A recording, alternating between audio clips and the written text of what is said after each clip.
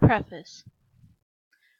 My name is Brian Nichols, and the story I am about to tell you is true.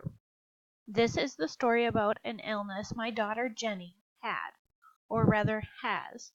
Now, more than a year later, I still don't understand that aspect of it.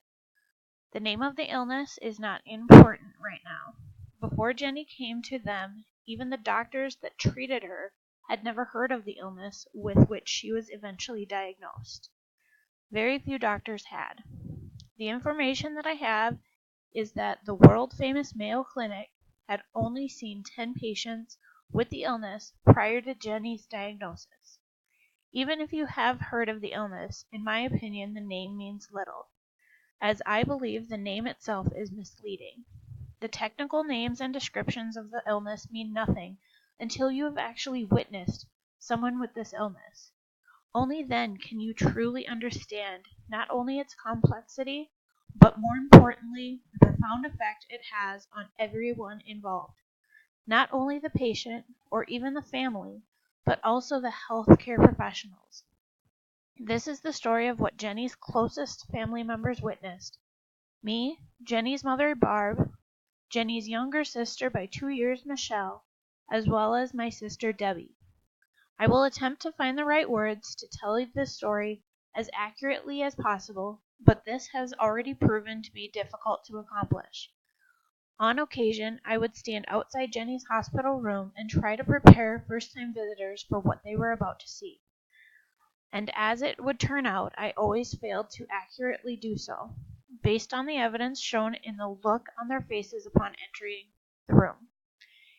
Even while it was occurring, there were many times no words could describe what was happening to Jenny.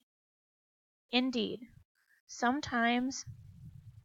oftentimes, even though we were forced to endure the events for days on end, it was still surreal or even that of a horrible dream.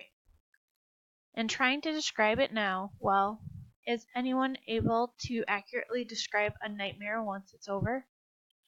Jennifer Camille Nichols grew up in Rockford, Minnesota, a town of about 4,400 people located 25 miles northwest of Minneapolis. It is what many people refer to as a bedroom community.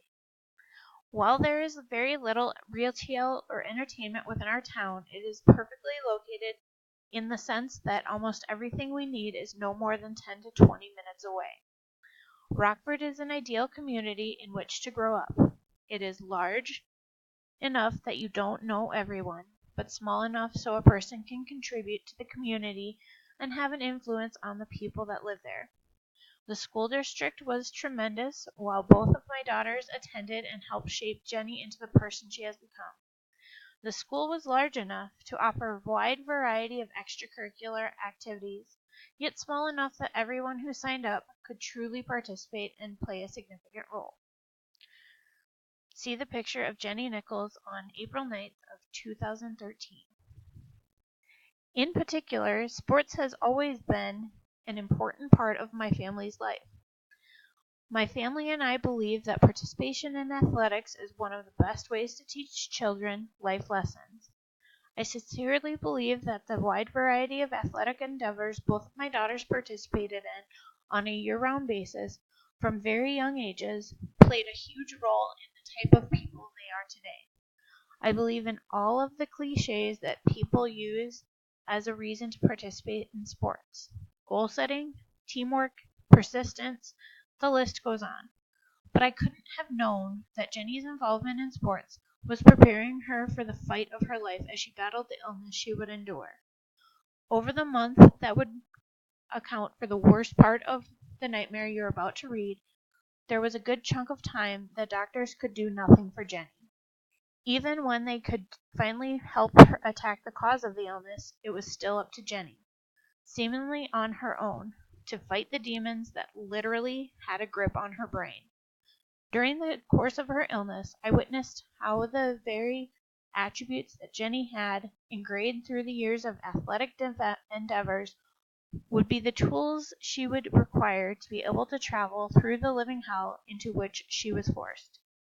At the start of this event in March of 2013, Jenny was 16 days short of her 26th birthday.